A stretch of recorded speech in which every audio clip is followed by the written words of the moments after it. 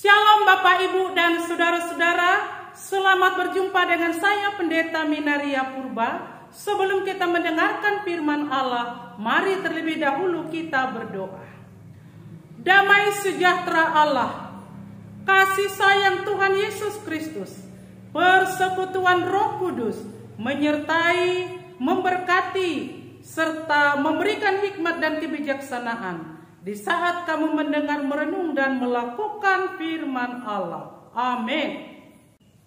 Bapak, Ibu, dan Saudara-saudara, firman Tuhan Matius 4 ayat 1-11, demikian firman Tuhan.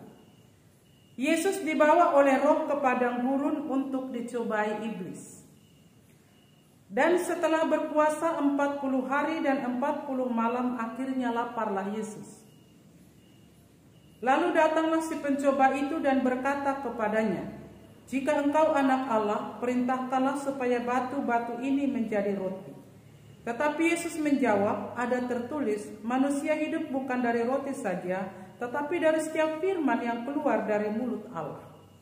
Kemudian iblis membawanya ke kota suci dan menempatkan dia di hubungan bait Allah. Lalu berkata kepadanya, "Jika engkau anak Allah, jatuhkanlah dirimu ke bawah, sebab ada tertulis, mengenai engkau, ia akan memerintahkan malaikat-malaikatnya dan mereka akan menatang engkau di atas tangannya, supaya kakimu jangan terantuk kepada batu." Yesus berkata kepadanya, "Ada pula tertulis, janganlah engkau mencobai Tuhan Allahmu." Dan iblis membawanya pula ke atas gunung yang sangat tinggi dan memperlihatkan kepadanya semua kerajaan dunia dengan kemegahannya. Dan berkata kepadanya, "Semua itu akan kuberikan kepadamu jika engkau sujud menyembah aku." Maka berkatalah Yesus kepadanya, "Enyahlah iblis, sebab ada tertulis, engkau harus menyembah Tuhan Allahmu, dan hanya kepada Dia sajalah engkau berbakti." Lalu iblis meninggalkan dia, dan lihatlah malaikat-malaikat datang melayani Yesus. Sampai demikian. Bapak, Ibu, dan saudara-saudara, yang menjadi tema khotbah kita ini adalah menang atas pencobaan. Menang atas pencobaan. Bapak, Ibu, dan saudara-saudara, Tuhan Yesus dicobai oleh iblis di padang gurun, di daerah yang sangat panas, di daerah yang membutuhkan banyak air. Tetapi Bapak, Ibu, dan saudara-saudara, di padang gurun Tuhan Yesus berpuasa 40 hari 40 malam, tidak makan dan tidak minum. Jadi secara medis maupun secara psikologi Tuhan Yesus lapar dan haus. Oleh karena itulah iblis yang tahu banyak firman Tuhan, yang sok menyerupai dan menguji Tuhan Yesus, dan yang kaya akan psikologi, memahami keberadaan Yesus yang sedang lapar pada waktu itu, membutuhkan makanan, membutuhkan minuman, dan karena itu dia datang menghampiri Yesus dan menawarkan segala sesuatu yang berhubungan dengan kebutuhan Yesus yang pada waktu itu lapar, sudah pasti membutuhkan makanan. Dan karena itu dia memakai ayat-ayat firman Tuhan untuk mencobai Tuhan Yesus. Iblis mencobai Yesus dengan percobaan pertama, "Jika engkau anak Allah, jadikanlah batu ini menjadi roti." Ayat yang ketiga, jadikanlah batu ini menjadi roti. Bapak, Ibu, dan saudara-saudara, sebenarnya kalau Yesus mau, dia bisa menjadikan batu itu menjadi roti. Tetapi dia tidak mau mendengarkan kata iblis, dan dia tidak mau tunduk taat kepada iblis. Tetapi dia tahu kepada siapa dia harus mendengar, dan kata-kata siapa yang perlu dilakukan.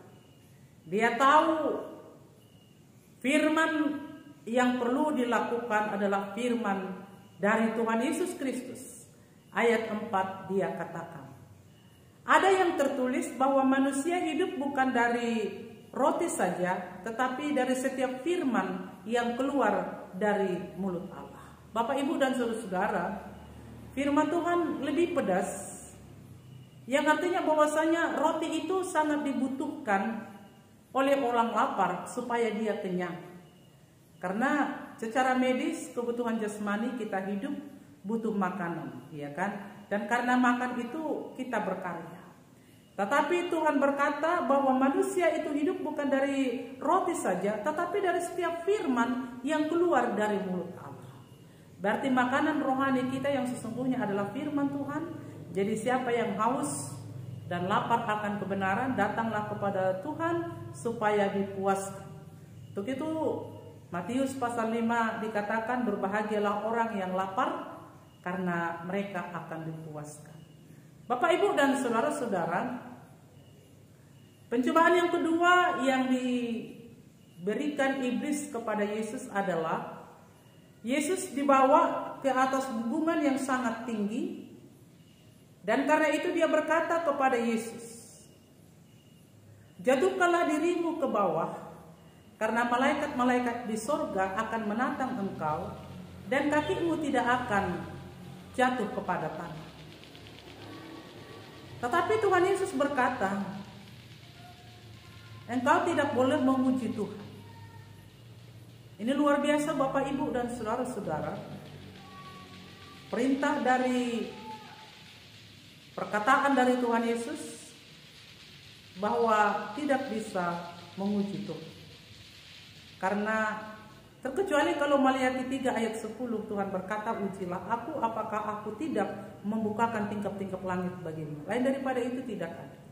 Nah, itu bertanda nggak usah kita uji Tuhan, karena Tuhan yang mempunyai segala sesuatu, dia dapat melakukan itu. Pencobaan yang ketiga yang diberikan iblis kepada Tuhan Yesus adalah iblis membawa Yesus ke gunung yang paling tinggi, memperlihatkan segala harta benda duniawi ini dan kekayaan duniawi ini, dan dia berkata kepada Yesus, "Sembahlah aku, maka semuanya itu akan kuberikan kepadamu." Bapak, Ibu, dan saudara-saudara, memang dunia ini adalah sering menjadi ajang kekuasaan iblis. Dia bisa memberikan harta kekayaan kepada manusia ketika manusia takluk kepadanya. Itu berarti bahwa iblis itu juga kuat, tetapi kelemahan iblis dari Yesus adalah Yesus bisa menyelamatkan manusia, tetapi iblis tidak bisa menyelamatkan manusia. Dan itulah kecemburuan iblis kepada Tuhan Yesus. Dalam hal itulah Yesus menaklukkan iblis. Apa respon dan jawaban Yesus terhadap cobaan tawaran yang diberikan iblis kepada Yesus untuk menyembah Dia? Yesus menjawab, "Enyahlah engkau iblis, sebab ada tertulis, hanya Allah yang patut disembah." Enyahlah engkau iblis, karena ada tertulis, hanya Allah yang patut disembah. Bapak, Ibu, luar biasa sekali. Yesus mengusir iblis. Iblis yang tidak tahu diri siapa dia sebenarnya. Yesus yang mengambil alih kekuasaan Allah, seolah-olah dia pemilik segala sesuatu. Padahal bukan. Berarti iblis itu adalah penipu. Dalam hal itulah Tuhan Yesus tidak mau takluk, tidak mau taat, dan tidak mau patuh kepada iblis. Bahkan Yesus mengusir iblis. Karena itu iblis pergi, dan kemudian apa yang terjadi, Bapak Ibu? Apakah Yesus terus kelaparan? Apakah Yesus terbiarkan demikian tanpa ada pertolongan? Ketika iblis pergi, Bapak, Ibu, dan saudara-saudara, ayat 11 memberitahukan bahwa malaikat-malaikat Allah melayani Yesus. Bahwa malaikat-malaikat Allah melayani Yesus.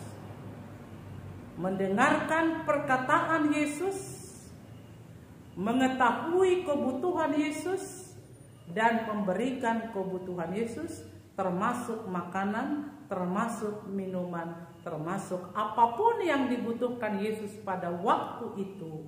Malaikat-malaikat Allah melayani Yesus. Bapak, Ibu, dan saudara-saudara, sekali lagi Yesus dicobai di padang gurun. Yesus berpuasa 40 hari 40 malam. Dia tidak makan dan tidak minum. Dia 3 kali dicobai oleh iblis. Pertama, jadikanlah batu ini menjadi roti. Yang kedua, jatuhkanlah dirimu dari bubungan, maka malaikat akan menatang engkau. Yang ketiga, segala sesuatu harta dunia ini akan kuberikan kepadamu kalau engkau tunduk menyembah aku. Bapak, Ibu, dan saudara-saudara, cobaan-cobaan yang sering manusia alami di dalam dunia ini adalah termasuk 3 hal itu. Pertama adalah berhubungan dengan makanan.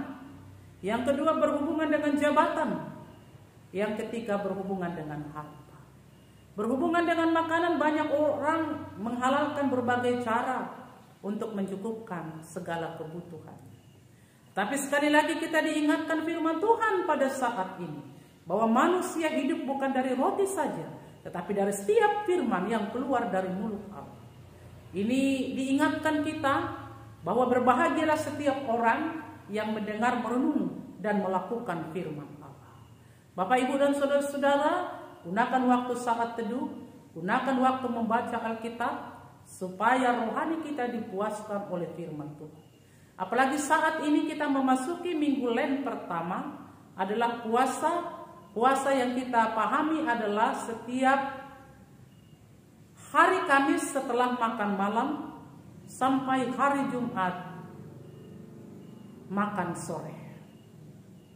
Sekali lagi, puasa yang kita lakukan, yang kita pahami adalah setelah hari Kamis selesai makan malam, maka kita berpuasa sampai pagi, siang, sore, hari Jumat baru makan, dan harus diawali oleh doa dan pembacaan firman Tuhan. Apakah Bapak Ibu tahan apalagi ada penyakit mah? Bapak Ibu ingatlah, kita akan dikuatkan oleh firman bahwa manusia hidup bukan dari roti tetapi dari setiap firman yang keluar dari mulut Allah. Ketika Allah bersama dengan kamu, ketika Allah berkenan akan doa-doamu, maka engkau akan Tuhan akan memampukan. Tetapi ingatlah ayat sebelumnya bahwa ketika engkau berpuasa, minyakilah rambutmu dan cucilah wajahmu, engkau akan tersenyum. Jangan orang tahu kau berpuasa, tapi biarlah Tuhan tahu bahwa engkau sedang menahan diri, engkau menyangkal diri, meniadakan segala sesuatu dalam dunia dengan kekuatanmu, tetapi semuanya itu terjadi oleh karena kemurahan Tuhan. Bapak Ibu, yang kedua berhubungan dengan jabatan. Setiap orang sehat menginginkan jabatan yang tinggi, menginginkan pekerjaan. Tetapi ingatlah, jangan engkau mencari pekerjaan itu dengan instan. Jangan engkau naik menurunkan orang lain. Jangan engkau maju menggulingkan orang lain. Dan jangan engkau menyembah sesuatu untuk mendapatkan jabatan itu. Dan jabatan itu juga adalah anugerah yang perlu dipertanggungjawabkan, bukan sebagai kesombongan. Ini perlu kita ingat Bapak Ibu. Jadi raihlah jabatan keberhasilan itu dengan kerja keras, dengan mengandalkan Tuhan, dan dengan perkenan daripada Tuhan. Yang ketiga berhubungan dengan harta. Banyak orang kalap mata, menghalalkan segala sesuatu, bahkan meninggalkan gereja, bahkan tanggung jawab persepuluhannya tidak diberikan kepada gereja, kepada Tuhan. Oleh karena dia takut miskin, takut kekurangan. Tetapi sekali lagi Bapak Ibu, harta tidaklah segala-galanya yang terpenting dalam kehidupan ini. Karena apakah gunanya engkau mempunyai harta kalau engkau tidak mempunyai kehidupan? Apalah engkau gunanya mempunyai harta kalau harta itu tidak bisa membahagiakanmu dan kalau engkau sakit-sakitan. Tetapi sekali lagi, Usirlah segala sesuatu, jauhkanlah segala sesuatu yang menghalangi engkau bersekutu dengan Tuhan, yang menghambat pelayananmu, yang memfokuskan kau kepada Tuhan. Ketika engkau menyerahkan segala sesuatunya kepada Tuhan dan mengandalkan Tuhan, maka malaikat-malaikat di surga akan melayani kamu, memberikan yang terbaik kepada kamu, mencurahkan berkatnya hingga berkelimpahan. Tuhan menyertai, Tuhan menolong, Tuhan memberkati kamu. Amin. Kita berdoa. Bapa di surga yang maha kasih, terima kasih untuk firman Tuhan yang sudah kami dengarkan. Menang dari percobaan, itulah yang dialami oleh Tuhan Yesus Kristus ketika dia mengandalkan Tuhan, ketika dia mempraktekkan firman Tuhan. Ajar kami Tuhan untuk mengetahui, ajar kami untuk melakukan apa yang diperintahkan oleh Tuhan. Karena kami tahu yang berbahagia ialah yang mendengar dan melakukan firman Allah. Terima kasih Bapa, dengar kabulkan doa kami. Dalam nama Tuhan Yesus Kristus kami berdoa, kami bersyukur kepada Allah. Amin.